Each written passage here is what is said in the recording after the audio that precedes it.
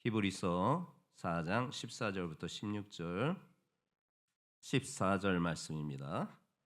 그러므로 우리에게 큰 대제사장이 계시니 승천하신 이 곧 하나님의 아들 예수시라. 우리가 믿는 도리를 굳게 잡을지어라.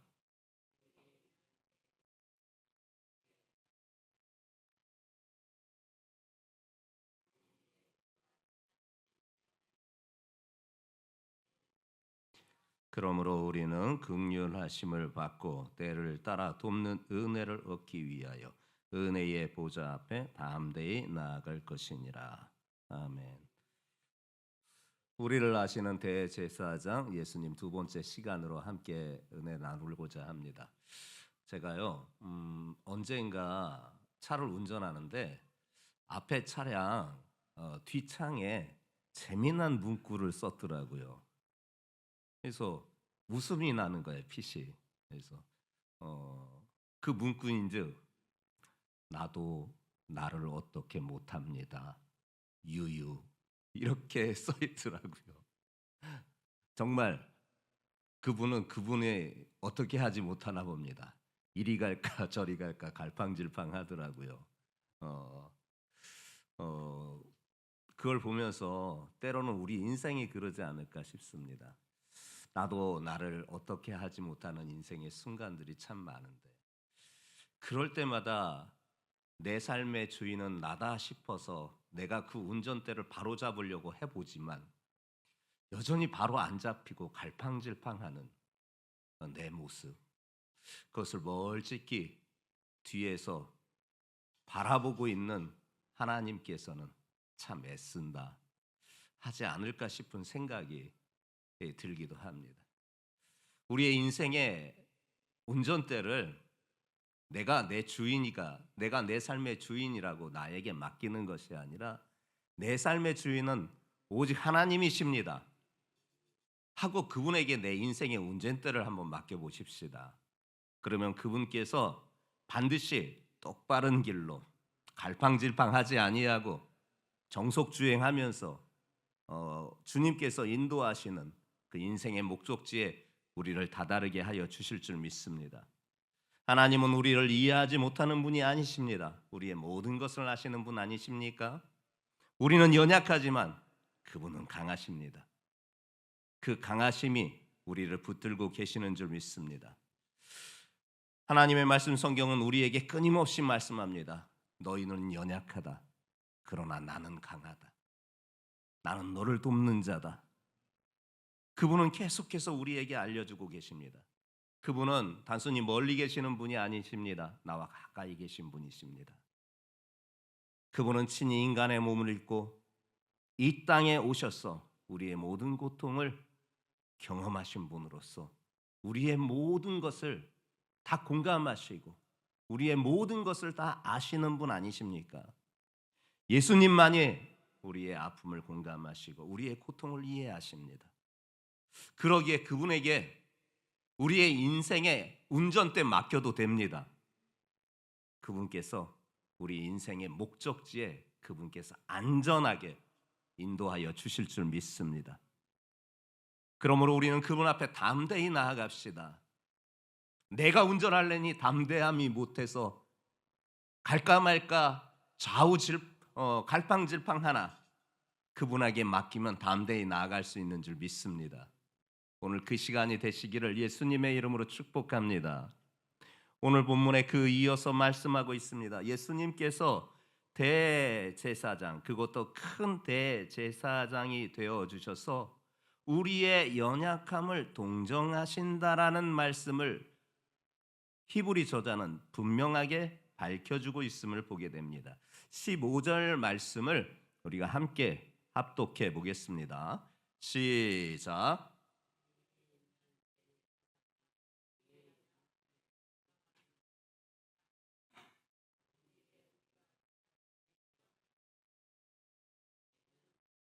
아멘. 여기서 동정하다라는 단어 여러분 유심히 봐야 합니다. 개역 개정판 지금 우리가 보고 있는 성경은 동정이란 단어를 쓰고 있으나 번역해주고 있으나 사실 조금 번역에 조금 부족함이 있지 않을까 싶은 생각도 듭니다. 저는 차라리 이전 개역 한글판 성경의 번역을 더 좋아합니다. 그 번역에서는 체율이라는 단어를 씁니다.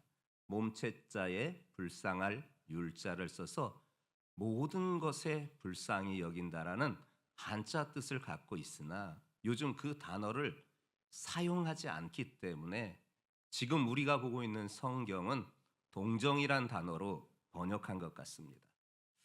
그러나 저는 체율이란 단어를 더 좋아합니다. 이 체율이란 그리고 우리가 보고 있는 개역 개정판 성경에서 번역해주고 있는 이 동정하다라는 이 단어를 좀 더 세밀하게 알고자 하면 히브리 단어를 헬라어 단어를 알아야 됩니다. 심파데오라는 단어를 쓰고 있습니다. 이 단어의 뜻은 함께 고통을 당하다, 함께 고통을 겪다 라는 의미를 가지고 있어요. 즉 예수님께서 대제사장 되신 그분께서 하나님의 아들이시지만 이 땅의 가장 낮은 곳에서 오셔서 인생의 모든 연약함, 모든 고통을, 모든 고난을 겪으심으로 그 모든 것을 이해하신다라는 의미가 바로 이 심파데오에 있는 단어의 뜻인 것이에요. 하나님의 사랑의 근원이요 이 심파데오입니다. 함께 아파해 주시는 사랑입니다. 함께 고통해 주시는 그 자비이십니다. 함께 고난을 겪는 긍휼의 마음인 것입니다. 하나님은 사랑이십니다. 그 사랑을 이루기 위하여 완성하기 위하여서 그 사랑을 이루시고 완성하기 위해서 독생자 예수 그리스도를 이 땅에 보내신 그분은 당신께서 체율이라는 이 심파데오의 하나님이신 것을 그분을 통하여서 우리에게 보여주신 것입니다. 하나님의 사랑은 심파데오입니다. 체율이십니다. 나보다 나를 더 아파하십니다. 내 고통보다 더 고통스러워하십니다. 내 고난보다도 더 큰 고난의 아픔을 마음을 가지시며 우리를 보시는 분이십니다. 그분은 공감하시는 분이십니다. 고통을 이해해 주시는 분이십니다. 그분은 심파데오 하나님이십니다. 세상에 어떤 신이 그 같은 분이 있습니까? 오직 신은 유일하신 하나님뿐이시지만 세상의 수많은 종교들은 자신들에게도 신이 있다라고 주장합니다. 그들이 주장하는 신에게서 이런 심파데오의 모습을 볼 수가 있겠습니까? 위에서 군림하여 종을 부리듯이 하려고 하는 신의 모습만을 그들의 종교에서는 신으로 여겨지나 가짜입니다. 오직 신은 하나님 한 분뿐이십니다. 그리고 그분은 심파데오의 하나님, 체휼하시는 하나님이십니다. 우리와 함께 모든 시험을 경험하셨다라고 15절 하반절에 말씀하고 있지 않습니까? 모든 일에 우리와 똑같이 시험을 받으신 이로되 죄는 없으시니라. 예수님은요 우리의 연약함을 이론적으로 하시는 게 아니라 직접 몸으로 체득하신 것입니다. 이 땅에 오셔서 예수님이 하나님이시고 그분이 바로 심파데오이십니다. 함께 공감하시고 함께 고통스러워하시고 함께 아파하시는 그분이 내 모든 것을 이해하시고 공감하시고 때로는 더 고통스러워하십니다. 숨이 막히는 순간에 그분은 더 숨이 막혀 하십니다. 그래서 성부 아버지께 날마다 간구하십니다. 날마다 간구하세요. 내 자녀 쟤 좀 살려주세요. 이대로 두시지 마시고 좀 살려주세요. 늘 그분은 나보다 더 고통스러워하시면서 아버지 성부 하나님께 간구하시고 계시는 것입니다. 여러분, 누군가 날 위해 기도하고 있습니다.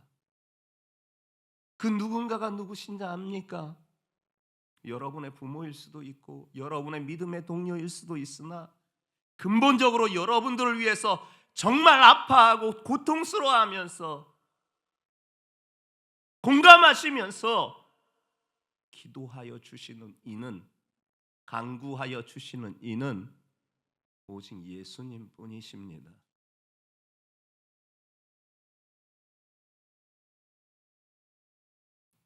우리의 연약함을 심파되어 하시는 분, 체휼하시는 분, 우리가 어떤 상태에 놓여 있든지 우리를 결코 놓지 아니하시며 그 불꽃 같은 눈동자로 우리를 살펴보시면서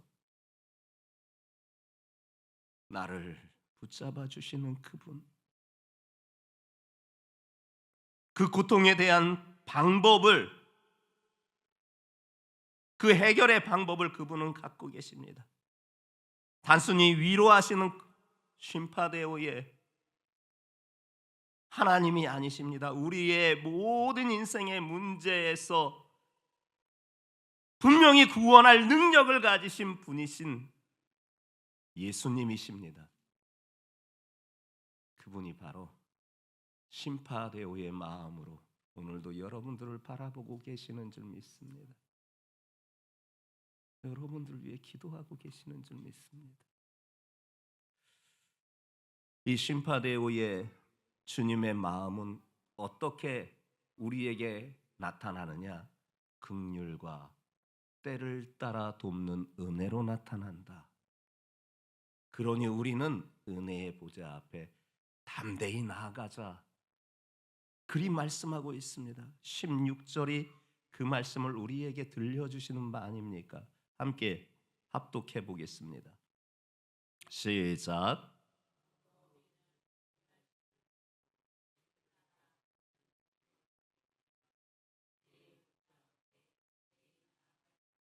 그래요.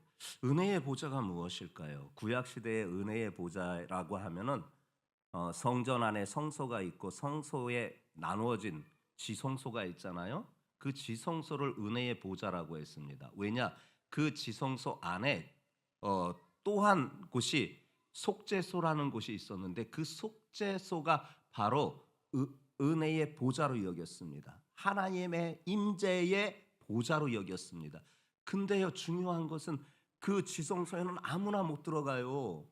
성소 안에서는 제사장까지는 들어갈 수가 있어요. 그러나 지성소는요, 아무나 못 들어가요. 오직 대제사장에게만 1년에 딱 한 차례 허락되어 있지만 그것도 아주 잠시 들어갈 수 있는 시간만이 허락되어 있어요. 그만큼 그곳은 은혜의 보좌이면서도 동시에 두려운 곳이었어요. 왜냐?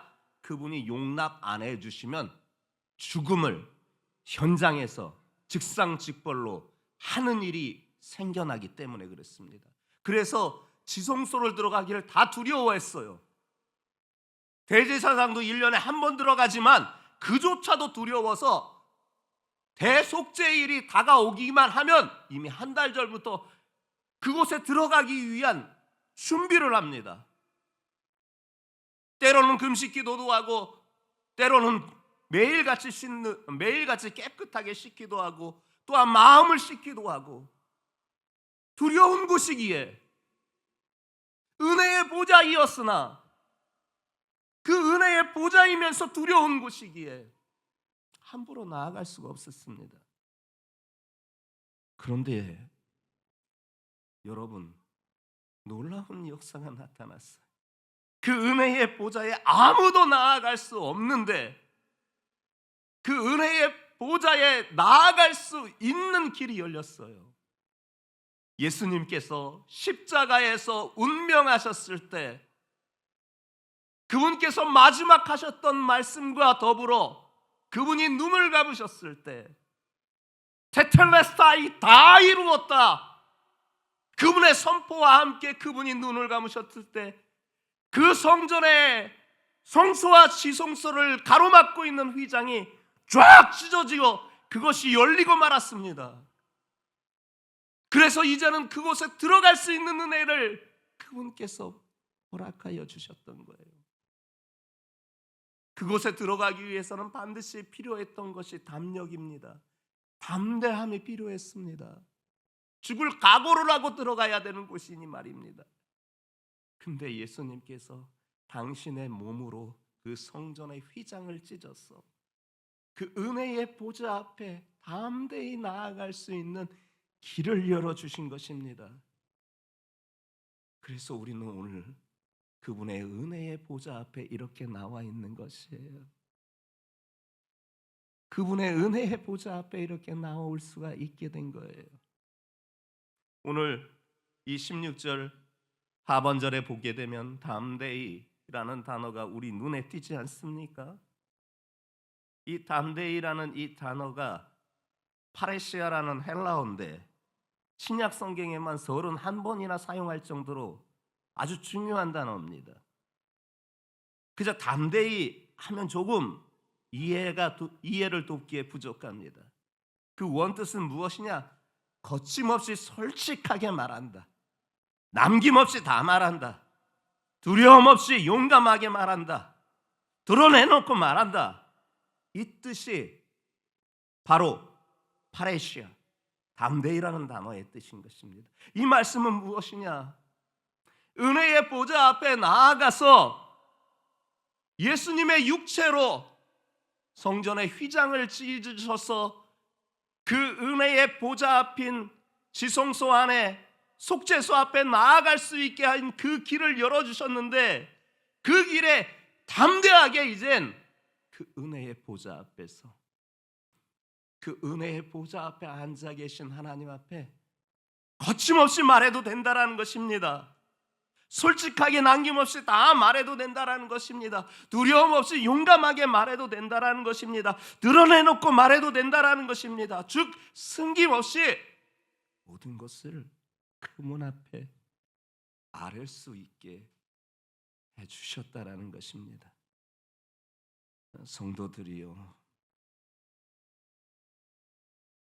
우리가 하나님 앞에 나아가는 것을 때론 주저합니다. 특히 죄에 오염되어 있을 때는 하나님의 보좌에 하나님의 집에 나가는 것이 참 부담스럽습니다. 내가 한 주간 이런 죄를 지었는데 감히 하나님 앞에 나아갈 수 있을까? 맞아, 사람들의 눈은 속일 수 있지만 사람들만 보면 내가 나아갈 수 있으나 속일 수 없으신 그분을 앞에는 내가 나아갈 용기가 안 나. 우리 이렇게 생각하게 됩니다. 그러나 성경은 분명하게 말하고 계십니다. 파레시아, 담대히 나아가라는 것입니다. 왜냐? 큰 대제사장이신 예수님께서 이미 우리를 그 죄의 정죄로부터 자유하게 하여 주셨기 때문입니다. 하나님 앞에 나아갈 수 있는 길을 열어주셨기 때문입니다.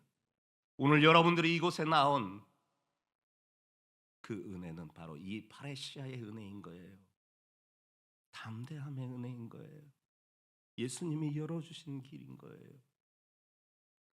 이렇게 파레시아, 담대함으로 하나님 앞에 나온 자들에게 하나님께서 두 가지를 약속하시며 얻게 하십니다. 그 첫 번째가 긍휼하심입니다. 불쌍히 여겨주신다라는 거예요. 그분이 불쌍히 여겨주시면 되는 거 아닙니까? 그분께서 나를 불쌍히 봐주시면 되는 거 아닙니까? 인생의 실패도 경험해보고 또한 죄악에 오염돼 보기도 하고 삶의 여러 가지 난관도 만나보았으나 그분께서 나를 불쌍히 여겨주시면 기회가 있는 거예요. 다시 일어설 수 있는 기회가 있는 거예요. 누구나 실패를 경험하고 실수하게 되어 있습니다. 베드로 보세요. 아주 용기 있게 나는 당신을 결코 안 버립니다 했던 그가 그날 밤 예수님을 3번이나 부인하는 일을 하며 그렇게 연약한 실수와 실패의 모습을 보이나 예수님은 그에게 기회를 다시 주시잖아요. 그분의 긍휼하심이 있기 때문에 그렇습니다. 파레시아를 가지고 나온 여러분들에게 오늘 하나님의 긍휼이 임하는 역사가 있기를 예수님의 이름으로 축복합니다. 또 한 가지가 때를 따라 돕는 은혜예요. 때를 따라 돕는 은혜라는 것은 하나님께서 우리의 필요를 정확한 타이밍에 채워주신다라는 것입니다. 적시 공급해 주신다라는 겁니다. 적시에 공급되는 게 중요해요. 적시에 공급되지 않으면요 서게 돼 있는 거예요. 운전하시는 분들은 잘 아셔요. 기름이 떨어져서 불이 들어왔는데도 사실은 많게는 한 40km 정도는 또 갈 수 있습니다. 에이, 좀 더 갈 수 있으니까 가보자. 용기 있게 그렇게 가봅니다. 근데 40km가 다 지난 것을 깜빡 잊어버리고 기름이 떨어지면 가다가 서게 되어 있어요. 섰을 때는 속수무책입니다. 하는 수 없어서 긴급 출동을 불러서 공급하는 3리터의 기름을 수여를 받아야 합니다. 여러분, 때를 따라 돕는 은혜가 하나님께서는 우리의 필요를 정확한 타이밍에 채워주신다라는 거예요. 떨어지지 않게 채워주신다라는 거예요. 적시에 공급해 주신다라는 거예요. 이스라엘 백성이 광야에서 만나를 먹었을 때 또한 반석에서 물을 내어 주셨을 때의 그때의 일들을 보시기 바랍니다. 하나님께서 만나를 어떻게 취하게 했느냐? 하루에 먹을 만큼만 취해라. 처음에 그것을 믿지 못했던 이스라엘 백성들은 하늘의 신령한 떡이 온 지면에 쌓여 있으니 며칠치를 그것을 가서 거두고 왔습니다. 근데 여지없이 다음 날이면 남은 만나는 다 썩고 냄새가 나는 것이었어요. 하나님께서 말씀하신 대로 하루에 필요할 만치만 먹고 7째 날에만 이틀치만 거두어라. 6째 날에 이틀치만 거두어라. 이스라엘 백성들은 광야에서 그것을 경험했습니다. 즉 무슨 말이냐? 하나님은 정확하게 필요를 요하는 그 타이밍에 부족함이 없이 적시에 공급해 주신다라는 거예요. 이게 때를 따라 돕는 은혜예요. 오늘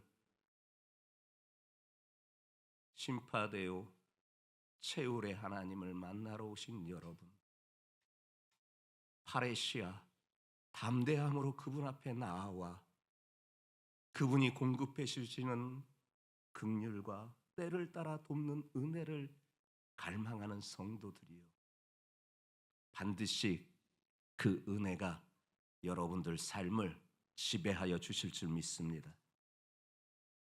그러니 하나님 앞에 파레시아 담대함으로 기도합시다. 낙심하지 말고 파레시아 담대히 은혜를 구합시다. 날마다 필요한 은혜를 파레시아 담대히 그분 앞에 구합시다. 그러면 그분께서 반드시 은혜를 베풀어 주시고 더불어서 때를 따라 돕는 은혜를 필요한 그 시기에 부족함이 없이 적시에 채워주시고 공급해 주시는 역사가 반드시 있을 줄 믿습니다. 그분은 바로 쉼파베오의 하나님이십니다.